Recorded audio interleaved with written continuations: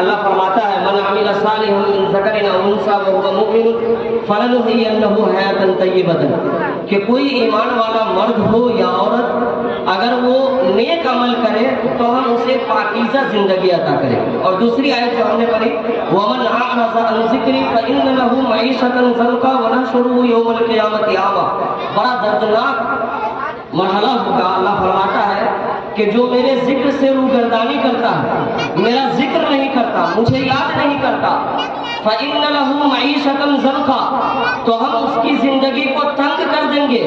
جو ہمارے ذکر سے دور ہو گیا، جو ہمارے ذکر سے الگ ہو گیا، جس کی پیشانی ہمارے سامنے نہ جھکی، اس کی زندگی تنگ ہو جائے گی۔ وَنَحْشُرُهُ يَوْمَ الْقِيَامَةِ أَعْمَىٰ، اللہ کا ذکر نہ کرنے والا، اللہ کے آگے نہ جھکنے والا کل قیامت کے دن اندھا بنا کر کے اٹھایا جائے گا۔ قرآن نے کہا قال ربی لما حشرتنی اعمی، بندہ کہے گا اے اللہ مجھے کیوں کر اندھا بنا دیا گیا، وقد كنت بصیرا، میں تو دنیا میں دیکھنے والا تھا، میں جب دنیا میں چلتا تھا تو دیکھ کر کے چلتا تھا، گاڑی چلاتا تھا، ڈرائیو کرتا تھا، گاؤں دیہات میں گھومتا تھا، میرے پاس بصارت تھی، اے اللہ وقد كنت بصیرا۔ تو جو لوگ اللہ کا ذکر کرتے ہیں، اللہ کو یاد کرتے ہیں، اللہ پاک ان کی زندگی میں خوشحالی عطا کرتا ہے، اور جو لوگ اللہ کو یاد نہیں کرتے ان کی زندگی تنگ ہو جاتی ہے۔ اللہ کے رسول اکرم صلی اللہ علیہ وسلم ہر روز عشاء کی نماز کے بعد جب وتر پڑھتے دعا کرتے اللہم بارک لی فیما آتیت، کہ اے اللہ جو تو نے ہمیں عطا کیا ہے، اے اللہ جو تو نے ہمیں نعمتیں دی ہیں، اے اللہ جو تو نے ہمیں اولاد دیا ہے، اے اللہ جو تو نے ہمیں مان دیا ہے، اے اللہ جو تو نے ہمیں صحت و تندرستی عطا کی ہے، اے اللہ جو تو نے ہمیں والدین کی نعمت دی ہے، اے اللہ جو تو نے ہمیں شیخ و اقارب دیا ہے، اے اللہ جو تو نے ہمیں معاشرہ دیا، اے اللہ جو تو نے ہمیں ایسی نعمتیں دی، وَإِن تَعُدُّوا نِعْمَتَ اللَّهِ لَا تُحْصُوهَا، کہ اگر ہم اللہ کی نعمتوں کو گننا چاہتے گن نہیں سکتے۔ اے اللہ ہمیں جو بھی نعمتیں عطا کی ہے، وہ نعمتیں جس کو ہم دیکھ رہے ہیں، وہ نعمتیں جس کو ہم نہیں دیکھ رہے ہیں، ان تمام نعمتوں میں وبارک لی فیما آتیت، اے اللہ جو مال دیا ہے، اے اللہ جو اولاد دیا ہے، اے اللہ جو صحت و تندرستی عطا کی ہے، اے اللہ جو دو ہاتھ دیے، دو پاؤں دیے، دو آنکھ دی، اے اللہ جو بھی دیا ہے اس میں تو برکت عطا۔ اللہ پاک سے دعا کرنی چاہیے کہ اللہ ہم نے اولاد مانگا، اولاد دے دیا، اے اللہ ہم نے اس چیز کا مطالبہ کیا، اے اللہ یہ چیز تو مل گئی، لیکن جس اللہ کے ہاتھ میں دینا ہے، جو اللہ دینے پہ قادر ہے، جو اللہ اولاد دے سکتا ہے، لاکھوں پیشانی جھکنے کے باوجود جب اللہ اولاد دے سکتا ہے تو وہی اللہ اولاد چھین سکتا ہے۔ جو اللہ آپ کو مالداری عطا کیا ہے وہی اللہ آپ کو فقیری دے سکتا ہے۔ اس لیے ہم رب سے دعا کریں وبارک لی فیما آتیت، اے اللہ جو بھی عطا کیا ہے اس میں برکتیں عطا فرما۔ ہماری مائیں بہنیں سن رہی ہیں، میں اپنی بات مختصر کروں گا، مولانا نصر عالم صاحب کی تقریر ہونی ہے۔ آپ کو جو نعمتیں ملی ہیں ان نعمتوں میں برکت لانے کے لیے، ان نعمتوں کو برقرار رکھنے کے لیے اللہ پاک نے جو اولاد دیا ہے، آپ چاہتے ہیں مزید اولاد ملے، اللہ پاک نے آپ کو مال دیا ہے، آپ چاہتے ہیں مزید مال ملے، اللہ پاک نے آپ کو بیماری سے محفوظ رکھا ہے، آپ چاہتے ہیں کہ آپ ڈاکٹروں کا چکر نہ لگائیں، اللہ پاک نے آپ کو صحت و تندرستی عطا کی ہے، آپ چاہتے ہیں کہ صحت و تندرست رہے، جو چند نسخوں پر عمل کر لیں اور اس کے بعد رب سے دعا کریں وبارک لی فیما آتیت، کہ اللہ جو دیا ہے اس میں برکت عطا فرما۔ جو آپ کو کرنا ہے اپنی نعمتوں کو محفوظ رکھنے کے لیے، آپ کو جو پہلا کام کرنا ہے اپنی نیتوں کو خالص کرنا ہے۔ اللہ کے رسول فرماتے ہیں، امام المحدثین امام بخاری رحمہ اللہ علیہ نے جو بخاری شریف کی تصنیف کی پہلی حدیث جو نقل کی انما الاعمال بالنیات، کہ بندہ مومن جو بھی عمل کرتا ہے ان تمام عمل کا دار و مدار نیتوں پر ہے۔ ہماری مائیں بہنیں سن رہی ہیں ہماری بات کو،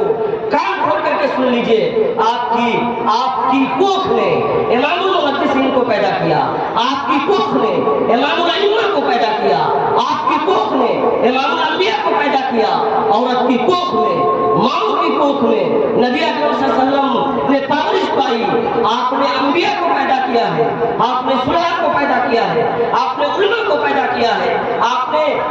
معاشرے کو ڈاکٹر اور انجینئر دیے ہیں، آپ کی ذمہ داری ہے کہ آپ اپنی نیتوں کو خالص کریں۔ امام المحدثین امام بخاری رحمہ اللہ علیہ کی والدہ پوری امت کی خواتین کے لیے آئیڈیا کی حیثیت رکھتی ہیں۔ لوگوں نے لکھا ہے کہ امام بخاری جب پیدا ہوئے 2 سال 3 سال 2.5 سال کی عمر کو جب پہنچے، اللہ پاک نے بینائی سلب کر لی۔ ایک بندہ، ایک شخص ماں کی گود میں جب جنم لیتا ہے تو وہ دیکھنے والا ہے، لیکن جب 2 سال 2.5 سال کا ہو جاتا ہے اللہ پاک آنکھ چھین لیتے ہیں، آنکھ کی بصارت چھین لیتے ہیں۔ لیکن ان کی والدہ رات دن دعا کرتی تھی، اے اللہ اگر میرے بیٹے کی بینائی لوٹ آئی، اے اللہ اگر تو نے میرے بیٹے کی بصارت واپس کر دی، اے اللہ اگر میرا بیٹا دیکھنے والا ہو گیا تو میں اپنے بیٹا کو تیرے محبوب کی حدیث کی خدمت کے لیے وقف کر دوں گی۔ تاریخ گواہ ہے کہ ایک ماں کی دعا نے جہاں زمزم کو جنم دیا،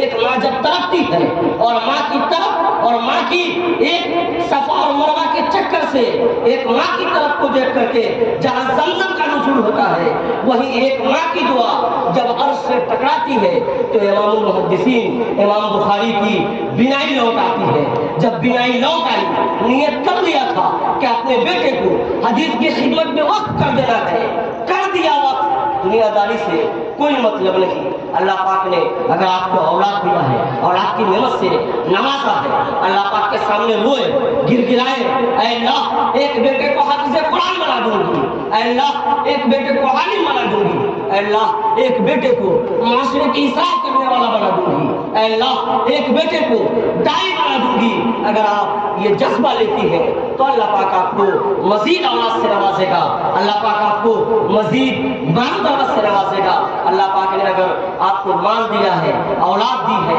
نعمتوں سے نوازا ہے، آپ کی دوسری ذمہ داری جو آپ پہ عائد ہوتی ہے وہ یہ کہ آپ اللہ کا ڈر پیدا کریں، اللہ کا خوف پیدا کریں۔ وَمَن يَتَّقِ اللَّهَ يَجْعَل لَّهُ مَخْرَجًا وَيَرْزُقْهُ مِنْ حَيْثُ لَا يَحْتَسِبُ۔ جو اللہ سے ڈرتا ہے، جو اللہ کے سامنے گر گراتا ہے، روتا ہے، اللہ پاک اس کے لیے وہاں سے راستے آسان کرتا ہے جہاں سے اس نے تصور بھی نہیں کیا۔ قرآن نے کہا ان مع العسر یسرا، ہر پریشانی کے ساتھ آسانی ہے، ہر تنگی کے ساتھ آسانی ہے۔ آپ کو اللہ پاک نے مصیبت میں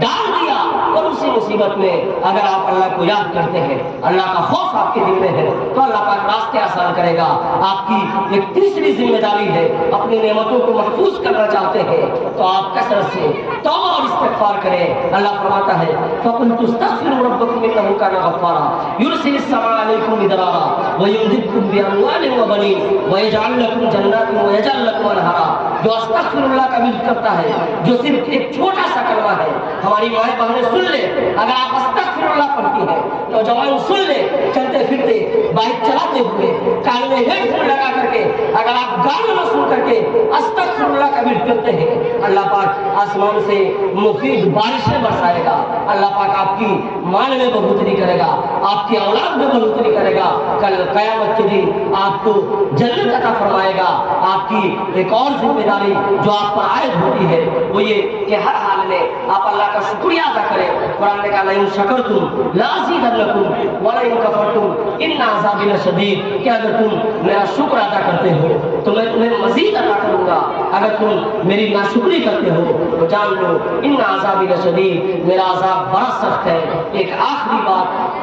باتیں بہت ساری ہیں، مولانا نصر احمد صاحب کا خطاب ہو رہا ہے، ایک آخری بات آپ کی ذمہ داری یہ ہے کہ ایک مومن کی پیشانی اللہ کے علاوہ اور کہیں نہیں جھکتی۔ اگر آپ اپنی مال میں، اپنے اولاد میں، اپنے رزق میں، اپنے صحت میں، اپنی تندرستی میں، اپنے جسم میں برکت چاہتے ہیں تو آپ اپنے آپ کو موحد بنا لیجئے، شرک سے بچیے۔ نبی اکرم صلی اللہ علیہ وسلم کو بھی تنبیہ کی گئی لئن اشرکت لیحبطن عملک، اگر آپ بھی شرک کرتے ہیں آپ کے اعمال برباد ہو جائیں گے۔ ہماری مائیں سن لیں، آپ جو کہتی ہیں بیٹا قسم، باپ قسم، ماں قسم، میں اپنے شوہر کی قسم کھاتی ہوں کہ میرے شوہر نے آج تک مجھے کبھی آرام نہیں دیا، میں اپنے بیٹے کی قسم کھاتی ہوں۔ یہ جتنے قسم کے اقسام ہیں، باپ قسم ہو، ماں قسم ہو،